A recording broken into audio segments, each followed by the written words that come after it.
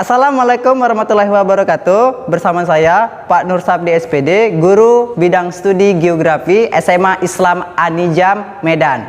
Apa kabar semuanya? Semoga sehat dan tetap semangat ya, meskipun belajar dari rumah. Nah, anak-anak, hari ini kita belajar geografi. Jadi geografi itu sangat menyenangkan dan pastinya mudah dipahami. Nah, karena berkaitan dengan kehidupan kita sehari-hari di permukaan bumi ini. Assalamualaikum warahmatullahi wabarakatuh. Baiklah anak-anak, hari ini kita belajar geografi yang pastinya sangat menyenangkan. Nah, topik pembahasan kita kali ini adalah tentang SDA pertambangan, sumber daya alam pertambangan. Nah, kita lihat pada layar, ini adalah salah satu kegiatan pertambangan ya. Jadi biasanya pertambangan itu mengambil kekayaan alam dari dalam tanah. Itu intinya ya, secara singkatnya. Oke, kita lanjut ke slide selanjutnya. Oke, sebelum kita mulai, maka kita harus tahu dulu dong yang tentang namanya pengertian pertambangan. Oke, pertambangan itu adalah sumber daya alam kekayaan berupa benda mati maupun benda hidup yang berada di bumi dan dapat dimanfaatkan untuk memenuhi kebutuhan hidup manusia. Jadi, makhluk-makhluk hidup ataupun tumbuhan fosil-fosil yang telah jutaan tahun ya di dalam tanah itu ternyata bisa kita manfaatkan sekarang ini seperti bahan bakar, itu kan, emas, logam mulia ya, itu untuk keperluan manusia. Ternyata pembentukannya zaman dahulu yang sudah dilakukan pembusukan dari tahun ke tahun bahkan jutaan tahun. Nah, ternyata sumber daya alam ini dibagi menjadi dua ya, yang dapat diperbarui dan tidak dapat diperbaharui. Kemarin kita sudah membahas tentang yang pengertian ini. Nah, ternyata barang tambang ini termasuk yang tidak dapat diperbaharui, artinya akan habis apabila kita gunakan secara terus-menerus. Oke, lanjut. Nah, menarik nih. Mengapa Indonesia memiliki banyak bahan tambang? Ya, jelas. Karena di Indonesia memiliki banyak gunung api sehingga bahan tambangnya pun bermacam-macam. Ya, jadi banyaknya gunung api itu mengandung mineral-mineral ataupun logam-logam mulia yang terdapat di dalam bumi. Nah, itu juga akibat pergerakan lempeng, akibat tenaga endogen sehingga bagian permukaan bumi ya kan seperti timbunan-timbunan zat dari makhluk hidup yang membusuk jutaan tahun yang lalu itu terangkat sehingga bisa mengakibatkan menjadinya berbagai macam barang tambang. Nah, seperti apa itu? Seperti batu bara ya. Batu bara ini akibat pembusukan dari hewan yang lalu-lalu ataupun tumbuhan, minyak bumi ya kan, nikel, besi dan lain-lain, masih banyak ya. Bahan tambang itu karena adanya tenaga endogen ya, membentuk antiklinal siklinal. Jadi antiklinal siklinal itu adalah seperti kayak cekungan-cekungan ya yang biasanya dijadikan tempat barang tambang seperti minyak gitu kan, dan biasanya itu diambil nanti menggunakan bor, dan pada saat proses itu terjadilah terbentuk bahan tambang tersebut. Nah, jadi ternyata Indonesia itu benar-benar banyak barang tambang ya, karena memang adanya kandungan unsur-unsur logam di dalam gunung api, jajaran gunung api yang ada di Indonesia, dan pergerakan lempeng pastinya berperan besar ya. Oke, lanjut. Nah, ternyata barang tambang itu dianya tidak dapat diperbarui, jadi sampai kapanpun kita nggak bisa memanfaatkannya secara boros ya, karena ini bisa mengakibatkan habis barang tambang kita, dan untuk memulainya lagi kita jutaan tahun yang akan datang dan belum tentu kita akan hidup kan. Oke, ternyata barang tambang itu diklasifikasikan menjadi 3 golongan ya, golongan A, B, dan C. Nah, golongan A ini yang dikenamakan strategis, jadi itulah yang mengandung minyak bumi, batu bara, nikel, dan gas alam ya. Jadi ini hanya dikuasai oleh negara. Jadi masyarakat individu tidak diperkenankan untuk memiliki golongan A strategis ini. Itu hanya milik negara ya. Nah, yang B, golongan B. Nah, ini termasuklah emas, perak, tembaga itu kan. Nah, di sini boleh ya manusia pihak swasta, pemerintah bisa kerjasama ya, joint venture. Nah, bahan golongan C ini biasanya untuk industri seperti semen, pasir, kuarsa, batu-batu, kerikil. Nah, itu termasuk bahan golongan C ya. Oke, lanjut. Nah, ini dia tadi. Ya, golongan A batu bara, minyak bumi, bahan radioaktif ini seperti uranium. Jadi ini bahaya banget untuk kalau bisa dapat dijadikan sebagai apa ya? Bahan peledak ya. Nah, ini dia golongan B. Biasanya ini untuk perhiasan, golongan C ini biasanya untuk pembangunan rumah, industri, jalan gitu ya. Oke.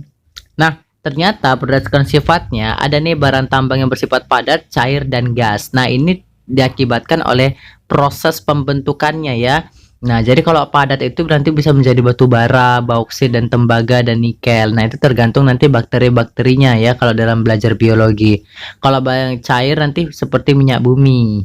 Nah, kalau nanti yang gas seperti gas alam. Gas alam ini yang biasa kita gunakan untuk energi, untuk gas LPG, untuk memasak. Nah, itu sangat bermanfaat sekali ya untuk kehidupan kita sehari-hari.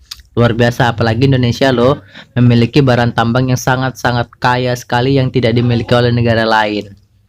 Bangga ya. Oke, berdasarkan kepentingannya. Jadi ada nih barang tambang energi dan barang tambang industri. Jadinya artinya barang tambang yang kita punya itu bisa manfaat banget untuk kegiatan energi ya. Misalnya minyak bumi, batu bara gitu ya, energi bahan bakar fosil gitu kan.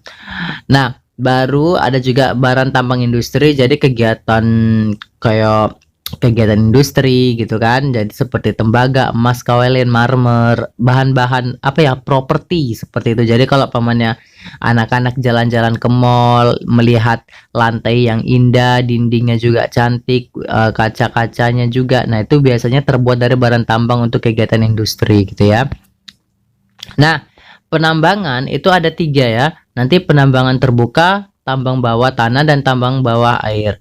Jadi tambangan terbuka itu biasanya pada umumnya di daratan ya. Kegiatan penambangan bahan galian yang berhubung dengan udara. Jadi dianya itu langsung di daratan. Jadi kalau pamannya anak-anak jalan-jalan dari Medan ke Pekanbaru sampai ke kota Minas ya, minyak nasional itu terdapat seperti kayak alat bor yang langsung mengambil minyak ke dalam tanah. Nah, itulah tambang terbuka ya. Jadi yang kedua itu tambang bawah tanah. Nah, ini biasanya untuk emas gitu kan. Jadi harus digali dulu, dibor dulu sampai kedalaman tertentu ya kan. Maka disitulah akan diambil beberapa tambang yang dapat kita manfaatkan sebagai kebutuhan manusia. Kegiatan penambangan di bawah tanah ini tidak berhubungan langsung ya dengan namanya daratan. Jadi dianya langsung masuk ke dalam. Nah, oke, yang ketiga itu tambang bawah air. Nah, ini adalah bagian pertambangan yang terjadi di lautan ya. Jadi biasanya ini menggunakan bor untuk mengambil unsur-unsur tambang yang situ seperti minyak pada umumnya itu dikarenakan adanya endapan-endapan makhluk hidup yang dari di bawah laut pada zaman dahulu. Jadi ini sangat-sangat potensi besar. Jadi kita nggak heran ya kalau melihat pertambangan minyak di lepas pantai. Itu adalah hal yang biasa dalam bidang pertambangan. Oke. Nah, jadi untuk kita mengetahui ternyata itu layak ada barang tambang atau enggak, maka kita harus melakukan studi kelayakan. Jadi studi kelayakan ini yang pertama di eksplorasi. Eksplorasi itu artinya melihat situasi kondisi langsung ke lapangan, menelitinya, ya kan, bagaimana jenis kandungan tanahnya, ada nggak minyak di situ, itulah eksplorasi. Ya, nanti selanjutnya setelah eksplorasi berjalan lancar, maka akan ada eksploitasi. Eksploitasi ini artinya penambangan. Penambangan itu adalah pengeboran untuk mengambil hasil bumi yang terdapat di tambang tersebut. Nah, jadi bahan tambang layak diusahakan apabila jumlahnya cukup banyak. Jadi gini ya, kalau penambangan itu dia kan menggunakan modal yang sangat besar. Jadi jumlahnya cukup harus banyak ya. Kalau sedikit untuk apa? Karena tidak berkesinambungan untuk dengan waktu yang lama dan nggak sampai ke beberapa puluh tahun. Nah, jadi barang tambang yang saat ini kita lihat di Langkat. Nah, itu kan ada Pertamina pertama ya. Di situ nanti ada minyak bumi dan gas alam, tapi minyak buminya sudah habis. Sekarang tinggal yang gas alamnya. Nah, itu kan sudah bertahun-tahun ya. Yang kedua, mutunya harus baik karena kualitasnya itu biasanya ekspor. Jadi kalau puannya kita kualitas ekspor, berarti kita harus memberikan yang terbaik kan. Tapi kalau kualitasnya tidak baik, maka ini akan tidak laku di pasaran. dan memenuhi standar kualitas internasional pastinya kan. Oke, yang ketiga biaya produksi. Nah, lihat, kita kan penggalian menggunakan namanya teknologi canggih, SDM yang cerdas, cermat gitu kan. Maka tidak sedikit biaya yang harus dikeluarkan. Maka ini harus melakukan pengkajian biaya yang luar biasa ya di sini ya untuk pertambangan ini. Oke, nah ini ada nih jenis-jenis pertambangan. Ada logam dasar, logam besi, logam ringan, logam mulia, dan logam radioaktif. Nah, mungkin di antara semua logam ini yang paling anak-anak paling mengerti itu biasanya logam mulia ya, emas gitu ya. Iya, karena emas itu begitu terkenal dengan nilai jual yang tidak pernah turun. Dia selalu stabil dan nilainya agak tertinggi. Oke, selanjutnya ya kalau untuk logam dasar, ringan, dan mulia ini biasanya apa ya, untuk pertambangan kegiatan properti, untuk kebutuhan kita sehari-hari. Nah, logam radioaktif ini uranium, ini sangat berbahaya ya. Ini biasanya untuk bahan ledakan. Jadi ingat Hiroshima Nagasaki itu dari uranium ya, peledakannya ya. Oke, selanjutnya yang paling terkenal dari barang tambang itu biasanya adalah minyak bumi, gas, dan batu bara. Ternyata Indonesia punya hal yang menarik nih. Minyak bumi dan gas alam kita itu merupakan sumber utama energi dunia loh. Kenapa? Karena bahan energi itu semua berasal dari minyak dan gas serta batu bara juga. Jadi panas bumi geotermal kita saat ini memang belum dimanfaatkan, tetapi kita punya potensi itu ya. Oke, negara yang mempunyai banyak cadangan minyak mentah menempati posisi yang menguntungkan. Kenapa? Karena kebutuhan hidup pada umumnya itu banyak menggunakan minyak. Karena memiliki banyak persediaan energi. Ya jelas, energi dari minyak itu bisa untuk kendaraan bermotor gitu kan, untuk keperluan industri juga, transportasi pastinya. Nah, itu akan menambah namanya devisa. Devisa itu nanti bisa mengakibatkan APBN meningkat ya. Nah, seperti itu. Oke, terima kasih. Itulah pembahasan kita hari ini. Untuk selanjutnya nanti kita akan bahas lagi tentang jenis-jenis pertambangan dan manfaatnya di pertemuan yang selanjutnya. Oke.